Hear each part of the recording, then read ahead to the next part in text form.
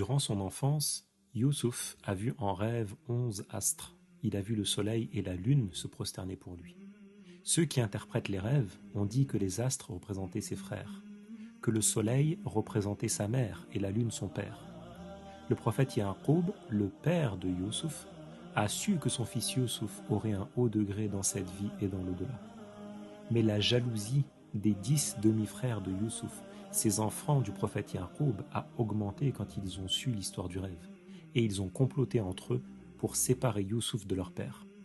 Ils sont allés voir leur père et lui ont demandé la permission d'emmener Youssouf avec eux en lui promettant de le protéger. À peine ils avaient disparu de la vue de Ya'qub qu'ils ont entraîné Youssouf vers un puits pour jeter Youssouf dans le puits.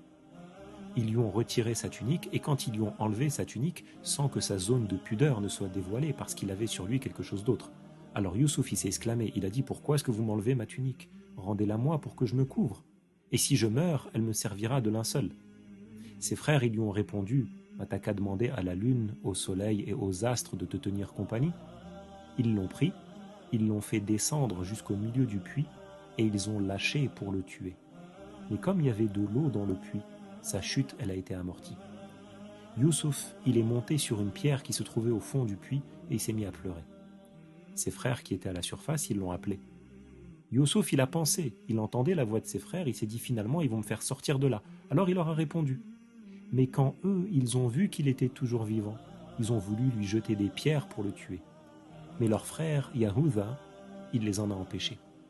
Ses propres frères, les frères de Youssouf, par jalousie, ils ont jeté Youssouf dans le puits. Et après ça, ils ont voulu maquiller ce qui s'était passé. Alors ils ont attrapé un agneau, ils l'ont égorgé, et ils ont trempé la chemise de Youssouf dans le sang de cet animal. Ils ont attendu la tombée de la nuit, avant de rentrer auprès de leur père, de sorte à mieux cacher leur mensonge. Ils sont arrivés en pleurant et ils lui ont dit en mentant « On est allé faire la course, on est parti tirer à l'arc en laissant Youssouf près de nos affaires et il y a un loup qui l'a attaqué et qui l'a dévoré. » Le prophète Ya'qub il s'est mis à pleurer. Il leur a demandé « Elle est où la chemise de Youssouf ?» Ils lui ont ramené la chemise de Youssouf et il a vu que cette chemise elle était pleine de sang, mais qu'elle n'était pas déchirée. Alors il a dit d'un air qui montre qu'il ne les croyait pas « Un loup, il a mangé mon fils, mais il n'a pas déchiré sa chemise. » Par la suite, Youssouf il a été sorti du puits par des voyageurs qui l'ont emmené jusqu'en Égypte, où il a grandi loin de sa famille pendant plusieurs années, jusqu'à devenir un jour le vizir, le gouverneur d'Égypte.